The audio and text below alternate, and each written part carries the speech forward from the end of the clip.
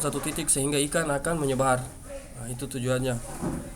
Ini pursen banyak ada di Selat Makassar ya, berbagai daerah yang masih menggunakan ya. Di Baru banyak, di Baru, Pangkep, kemudian perairan Makassar, selanjutnya di perairan Sinjai masih banyak menggunakan pursen, Bulukumba, kemudian Palopo, Pindrang, Pare, itu masih menggunakan pursen, masih banyak ya menggunakan pursen. Ya, jadi kita lihat ini masih sekarang nelayan masih familiar menggunakan alat tangkap ini. Selanjutnya adalah bagan atau lift net. Nah, ini lift net adalah bagan tancap. Nah, kalau kita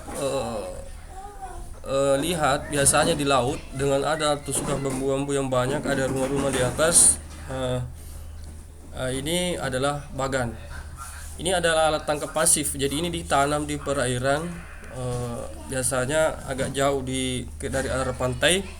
Itu ditanam biasanya menggunakan bambu, biasanya kedalaman tertentu, biasanya dua pohon bambu disusun, diikat, kemudian dibuat konstruksi segi empat biasanya. Nah, di dalam segi empat itu didesain sedemikian rupa, diberikan diberikan rumah jaga di atas ya, rumah jaga, kemudian fasilitas yang beragam juga, ada lampunya ya, ada lampunya. Jadi pada saat malam tiba, jadi teknis penggunaan alat tangkap ini ya alat tangkap pasif ya, yang dipasang secara permanen. Jadi lampu ini pada saat nelayan mau melakukan penangkapan, lampu mulai dinyalakan ya, jadi lampu dinyalakan,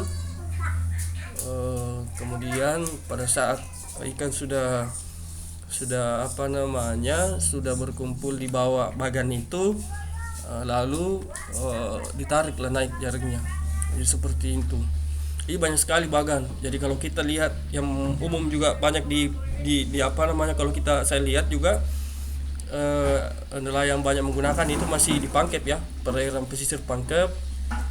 Kemudian Baru juga banyak ya. Jadi kalau kita ke Pare-Pare, di perairan itu ya, kalau kita sudah melewati Baru, banyak bambu yang terpasang ya di laut, itu adalah bagan ya, itu bagan.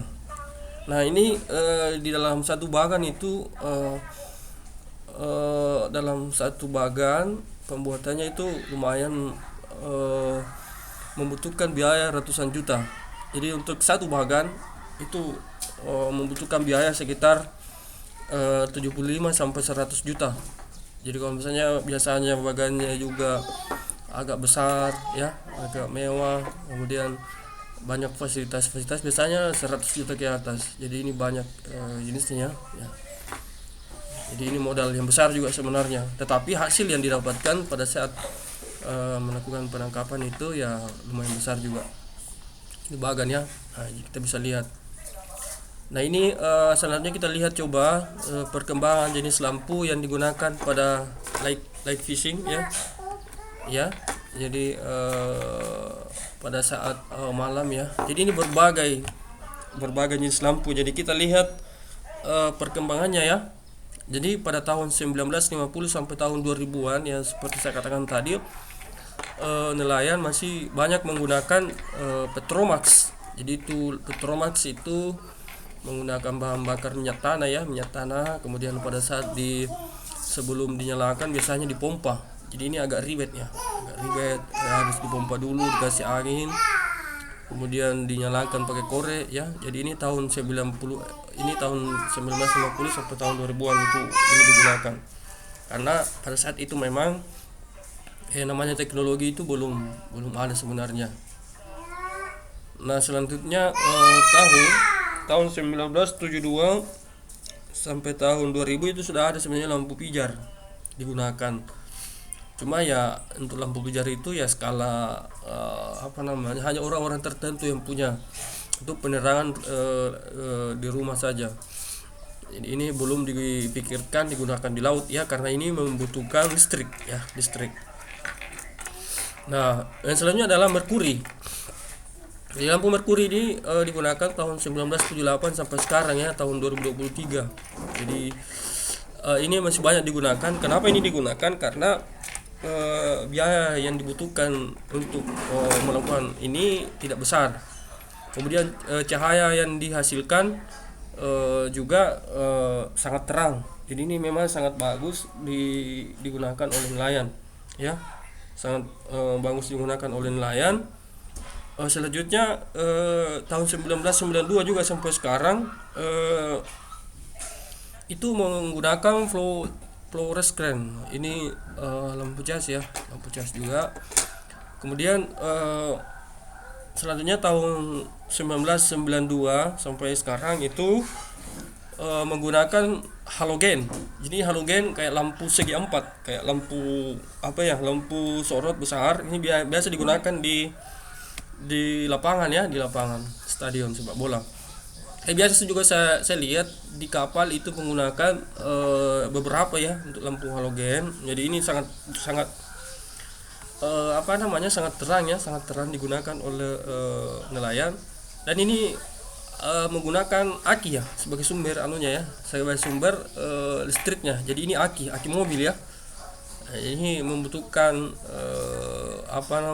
membutuhkan aki yang cukup besar, dan karena daya listrik yang dihasilkan dibutuhkan juga perlu besar. Selanjutnya tahun 2007 sampai sekarang ya, tahun 2007 sampai sekarang yaitu menggunakan metal halide. Ini juga lampu ya, macam ragamnya lampu juga masih sering digunakan ini. Nah, sekarang yang tren digunakan tahun 2010 sampai sekarang itu ada lampu LED. Ini lampu LED bisa bisa dicelup di dalam perairan ya. Di samping juga ada juga lampu LED bisa dicas ya. Bisa dicas tahan sampai 4 sampai 5 jam. Nah, ini yang tren sekarang. Jadi yang penggunaan lampu metromas itu tidak dipakai lagi. Sekarang nelayan saya lihat pada saat melakukan operasi penangkapan dia menggunakan lampu LED. Tidak hanya itu, kita lihat juga di berbagai aktivitas sekarang itu lampu LED juga. Kenapa? Karena murah dan gampang didapat. Jadi itu terkait dengan jenis alat tangkap cahaya, kemudian bagaimana perkembangannya sampai saat ini.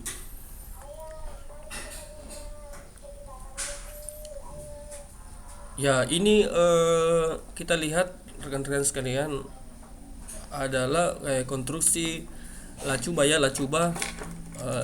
dengan menggunakan lampu LED. Ini bisa dicelup di dalam perairan. Jadi dikonstruksi oleh nelayan ya, dikasih kabel dicelup. Jadi ini istilahnya lacuba, lampu celup bawah air.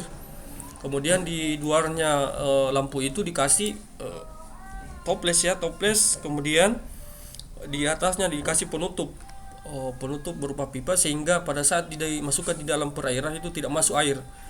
Nah, selanjutnya di luarnya dikasih besi ya,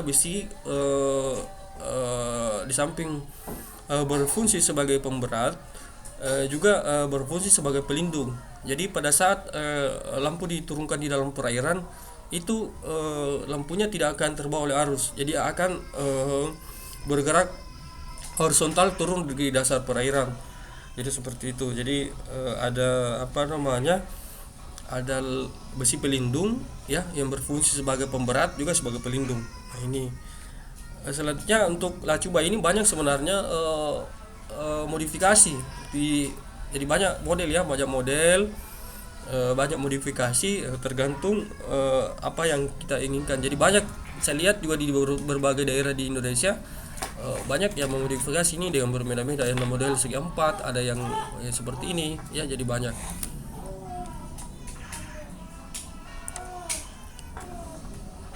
Nah, selanjutnya kita lihat ya.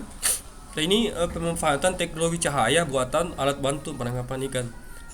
Penangkapan ikan dengan menggunakan alat bantu cahaya telah menjadi salah satu metode penangkapan paling efisien pada skala industri. Jadi ini adalah contoh, kita lihat ini contoh penggunaan alat cahaya ini di Bagan ya. Jadi saya katakan tadi bahwa Bagan itu terdiri dari bambu yang apa namanya, yang didesain, dibentuk konstruksi, dibuat rangkanya, nanti diikat, ya diikat dengan tali multifilamen dan monofilamen. Jadi diikat di atasnya, itu di tengah-tengah biasanya itu dikasih rumah jaga. Jadi nelayan ya kalau mau tidur ya di atas rumah situ sambil menjaga, mengamati pada saat melakukan aktivitas penangkapan. Biasanya ini dikasih beberapa lampu, ada di ujung ya, di ujung ada di tengah. Tetapi lampu yang paling terang itu ada di tengah ya, karena memang targetnya nelayan itu pada saat dinyalakan itu ikan bisa berkumpul di tengah, karena di bawahnya itu ada jaring ya. Jadi pada saat sudah berkumpul bergelombol itu sudah ditarik jaringnya. Jadi seperti itu rekan-rekan sekalian secara umum ya, bagaimana sebenarnya alat bantu cahaya itu digunakan oleh nelayan. Jadi ini digunakan pada malam hari ya, dan tidak dalam kondisi terang bulan ya. Jadi ini pada saat bulan gelap.